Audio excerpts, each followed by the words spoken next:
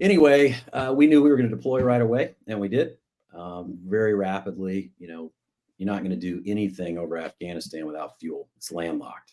We own no property there when it first kicked off. And so I went over as a first lieutenant, aircraft commander. And, my crew and I got there, and I want to say we got there like mid-October to late October, something like that. And so everything had kind of just kicked off. We still didn't own property other than what the special ops folks had. And so, yeah, it was crazy. I mean, we were used to the Soviet stuff where we would stay outside the forward edge of the battle area. We'd refuel you guys. You go do your thing. If we hear the word MiG, we turn around and we get the heck out of Dodge. Yeah. Good luck. We're all counting on you. This is what you had fun for. Go enjoy it. And the thing with the 10 especially, everybody thinks, MiG's so much, all that. You're in trouble if one launches. As long as we knew it happened, we could go 9.0, 9.2 Mach for 3 days, with the amount of fuel we had on board. So it's like, I'll run a guy out of gas very, very quick, as long as I know where they are and I can get going the exact opposite direction. So, because of AWACS and the C2 capabilities we have, it was never that we were worried about. But that thing can go 9.2. A different animal. What's that? Hold on, that thing can go 9.2. So critical Mach on it was 8.8, but it will do 9.2 no problem. Holy crap! That's fast. You got that third engine. Yeah. So, but Afghanistan was different because it's all landlocked. So how are you going to do the refueling up there of all these Navy fighters and bombers and all this stuff if you don't have the tankers there?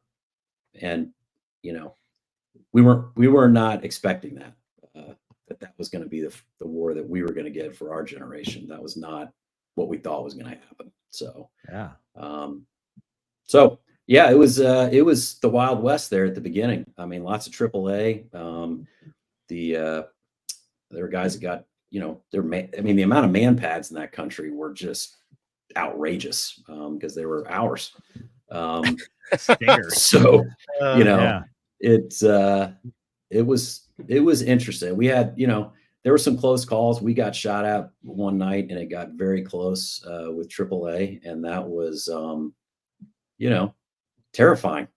That's the best way I can describe it.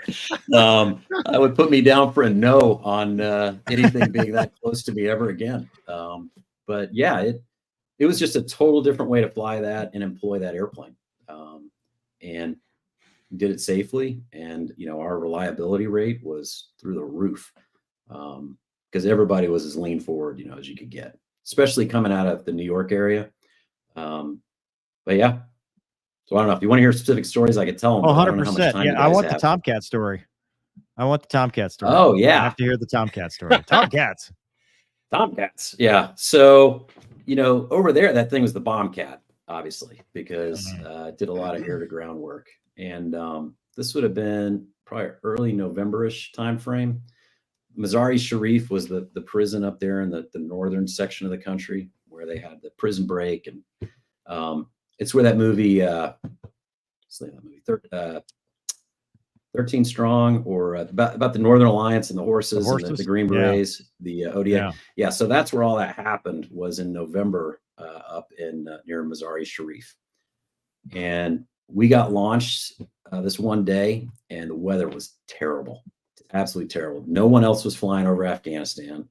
And they said, you're going all the way north. We had never been up there. We'd only been flying for a couple of weeks.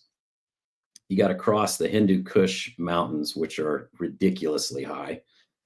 Get up there. We drop down the other side. I see, the prison, that whole area of Mazar-i-Sharif. I'm like, wow, we're like really here. This is happening. And it was a single Tomcat, which was weird. I don't know if his wingman bailed and he decided to stay. It broke. Yeah, it broke. Could be. It broke. It was Maverick. I don't know. He left his wingman. Yeah. He did. He thought, and you know what happens if you think. So we're up there, and the intel guys, they had said over and over and over again, do not get down in the valleys. Do not get down in the valleys, because these guys are really good at shooting down big, dumb airplanes like mine. They did it a lot with the Soviets, and they're ready. Yeah. So I'm like, okay, don't go in the valleys. Like, I'm Georgia public school system. You tell me that, I can follow that rule. So I could see down this valley, and I'm out here orbiting in my spot, waiting on this dude. And then he calls and says, hey, can you come down here and get me? And I said, no, you come to me. And I said, no. I said, if you're an emergency, I'll come get you. And he goes, we're an emergency. Dang it. I shouldn't have told him that. You give me that option. Yeah. Right. Or like what Tower says, well, what visibility do you need to shoot the approach? Yeah. So I said, all right, here we come. So we go shooting down this valley. And the whole time I am like, we're dead. I mean, and this is dumb. This is dumb. Bad idea. Yeah, this is so dumb. And the only thing I could come up with was they were so shocked at this giant DC-10 coming down there that they're like, this is a trap. This can't be real. It cannot be real that is a real thing. Because we had a cloud deck right above us. I mean, it was like you could not get any more perfect.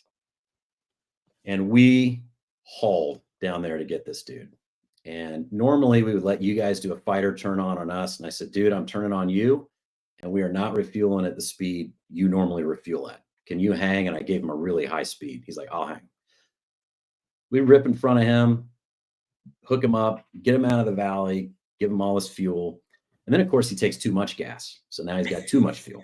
And so he comes off to the side, we chat for a minute. Thanks, all that stuff.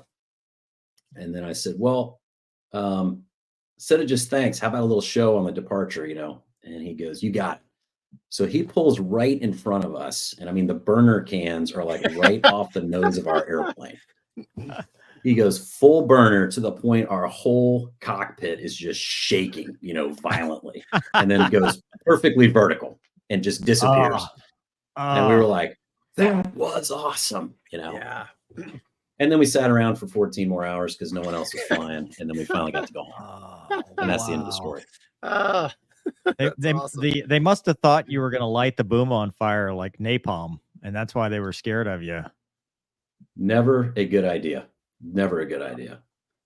But yeah, we used it in a threat environment that you probably wouldn't expect.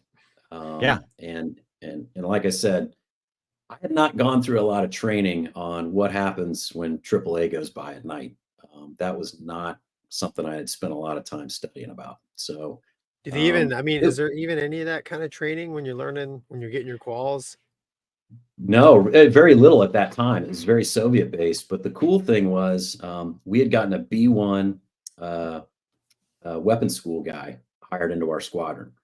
And super good dude. And the one thing our squadron commander did was he tried to hire somebody from every airframe in the Air Force. And he was like, we're going to be a mutt. And that means we're going to be better than everybody else. Because when the crap hits the fan, somebody in the room is going to know what to do. And it was genius. I mean, we hired F-15 guys, 16s, B-1s, everything. So this guy is still a great buddy of mine. Before we all deployed, he goes, come in the conference room. This is going to be something you guys have never seen before, what you're going to have to go do.